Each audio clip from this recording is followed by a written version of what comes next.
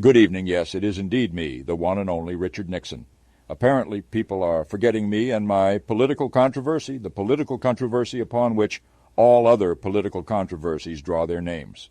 Watergate, for God's sake. And now we have this orange-faced buffoon with this porn-gate? Sex-gate. My God. Well, anyway, I have taken up a new post here at the Ministry of Propaganda. I will be doing my best to give you a short summary of the major events of the week. I know that most of my understanding and perspective is of a 1970s politician, but I might remind you that Biden is a 1970s politician.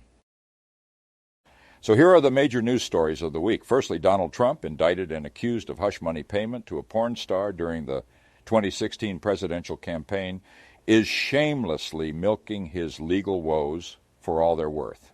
Recent polls have shown a disturbing uptick in support for Trump, and his fellow Republicans are shamelessly coming to his defense.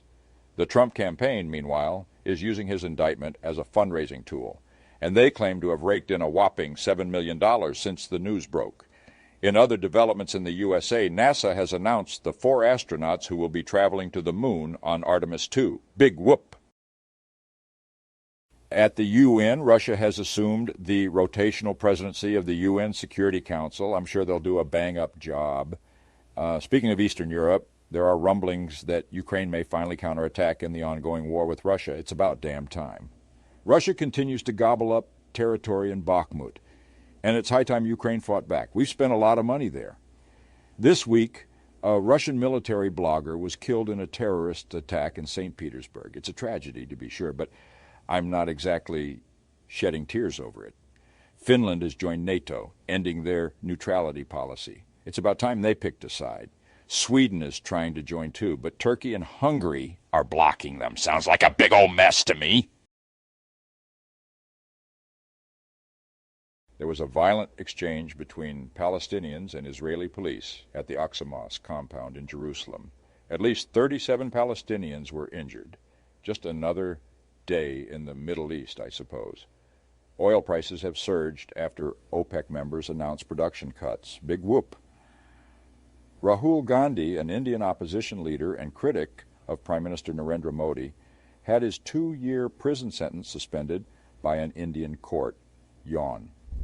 Turning to China, the Philippines has announced that U.S. forces will have access to 4 more military bases. This comes at a time when tensions are rising between the U.S. and China, and it's anyone's guess how Beijing will react.